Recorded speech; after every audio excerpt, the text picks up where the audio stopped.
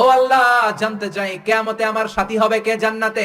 আল্লাহ বললেন, সাহিবুকা ফিল জান্নাতি জাযা, কিয়ামতের দিন বিচারের শেষে তোমার সাথী হবে একজন কসাই।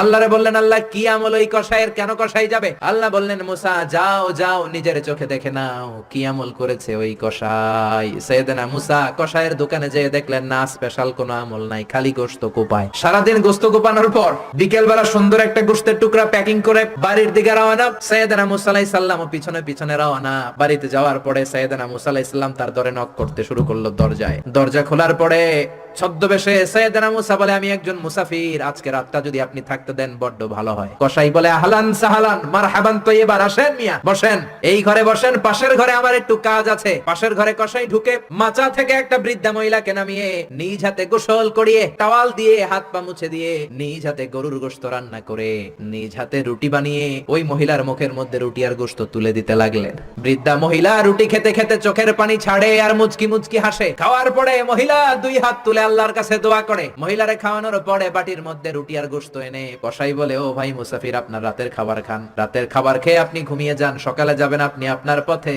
আমি যাব আমার দোকানে। সাইয়েদনা মুসা বলেন, পরে খাবো, আগে বলো বৃদ্ধা মহিলাটাকে। কসাই বলে, এই মহিলাটা ছাড়া দুনিয়ায় আমার আর কেউ নাই, আমি ছাড়াও এই মহিলাটার আর কেউ নাই, এই মহিলাটার কেউ নাই, এই মহিলাটা হলো আমার জনম দুঃখিনী মা, মা ছাড়া আমার পৃথিবীতে আর কেউ নাই, আমি ছাড়াও আমার মায়ের আর কেউ নাই। সাইয়েদনা মুসা বললেন, পাশের রুম থেকে তোমার মা কি দোয়া করেছে? বিড়বিড় বিড়বিড় করে একটা শব্দ কানে আসলো, অস্পষ্ট আওয়াজ। কি বলেছে আমি বুঝি নাই, কি দোয়া করেছে তোমার মা বলো। কসাই বলে, গত 20 বছর যাবত আমার মা একটা পাগলা দোয়া করে, আমি জানি কোনোদিন এই দোয়া কবুল হবে না। সাইয়েদনা মুসা বললেন, আরে ভাই বলোই না, কি দোয়া?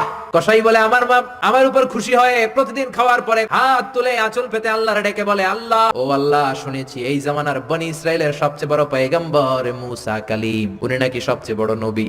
আমার ছেলের খেদমতে আমি এত খুশি, আমার ছেলের উপরে এত সন্তুষ্ট আমি আমার ছেলের জন্য দোয়া করলাম, এই জামানার বড় পয়গম্বর মুসা যখন কিয়ামতের দিন বিচার শেষে জান্নাতে যাবে, আমার কসাই ছেলেরে তুমি ওই নবী মুসার সাথে জান্নাতে ঢুকাইয়া দিবা।